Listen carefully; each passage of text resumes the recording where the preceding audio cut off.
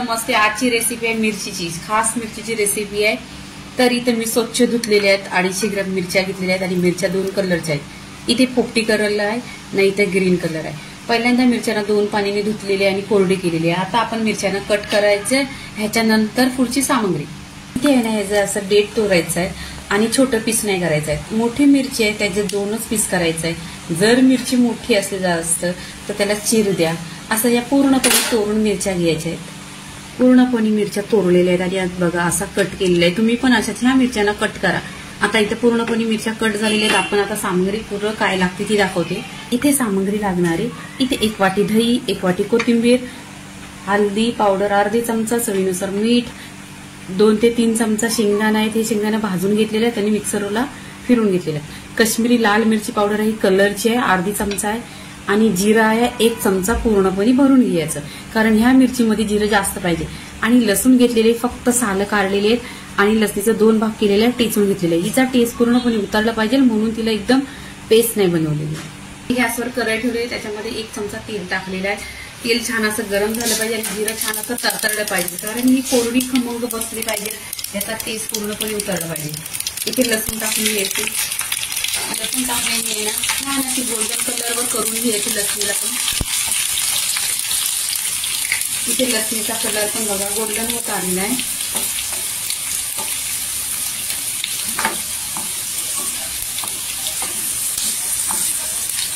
इथे काय करायचं, इथे आपण आहे ना आता मिरची टाकून घ्यायची।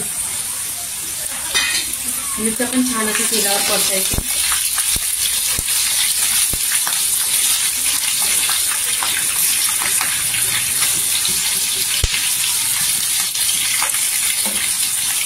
इथे तेलावर परतलेलं आहे। इथे काय करायचं आपण, इथे शेंगदाण्याचा कूट टाकायचा। छान असं शेंगदाणा पण तेलावर भाजलेलं असणार, क्रिस्पी असं दाताखाली येतात। इथे हळदी पावडर टाकायची, अर्धी चमचा आहे। ही कलरची कश्मीरी लाल मिरची पावडर अर्धी चमचा आहे। तिखट नाही आहे मिरची पावडर आणि मिरची पण तिखट नाही, लवंगी मिरची बोलतात, वडापाव बरोबर खातात ती मिरची आहे। आणि इथे चवीनुसार मीठ, हे एकजीव करायचं।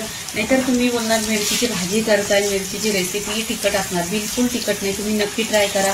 पहिल्यांदा काय करा, कमी करा, 2-3 मिरच्यांची बनवा आणि बघा टेस्ट एकदा घ्या, तुम्ही नेहमीच बनवणार, कारण ही खरोखरच खूप छान लागते।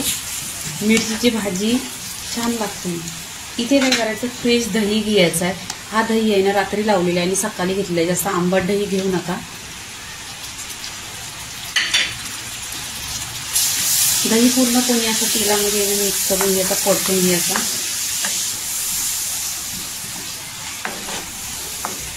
इथे तुम्ही बघाल कलर पण एकदम सुरेख आलेला आहे आणि 1-2 मिनिटात रेसिपी होते। आणि माझे व्हिडिओ आहेत ना 2 ते 3 मिनिटाचं असतात।